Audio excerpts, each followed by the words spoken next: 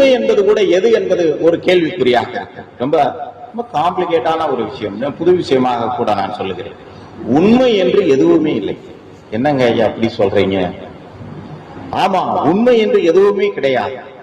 எந்த பதில் உனக்கு திருப்திப்படுகிறதோ, நல்லா யோசிச்சு பாருங்க, எந்த பதில் உனக்கு திருப்திப்படுகிறதோ, மீண்டும் கேள்வியை எழுப்ப மறுக்கிறதோ, அதை நீ உண்மை என்று ஒத்துக்கொள்கிறாய். அதுதான், இதுதான், இதுக்கு பேர் தான் உண்மை. ஆனால் பூமியிலே உண்மை என்ற சொல்லுக்கு அர்த்தமும் கிடையாது, உண்மை என்ற ஒன்று கிடையவும் கிடையாது.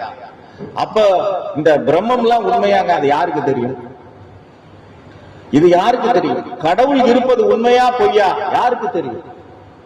எங்கும் பார்த்தாலும் எதிலும் ஒரு சந்தேகம் இருக்கிறது. சந்தேகம் இருக்கும் வரை உண்மை என்ற சொல்லுக்கு இங்க வேலையே கிடையாது. ரியல் என்று சொல்லுவது, இந்த ரியல் என்று சொல்லுகிறோம் பாருங்க, அதுக்கு எங்க நோ மீனிங். நான் என்னன்னு கேட்டீங்கன்னா, நான் சொல்லக்கூடியதுல உனக்கு ஃபர்தரா கொஸ்டின் வரல, ஃபர்தரா கேள்வி வரல, அதுக்கு அடுத்து அவர்கிட்ட கேள்வி, ஆமா அவர் சொல்றது சரிதானே, நியாயம் தானே, அது உண்மை.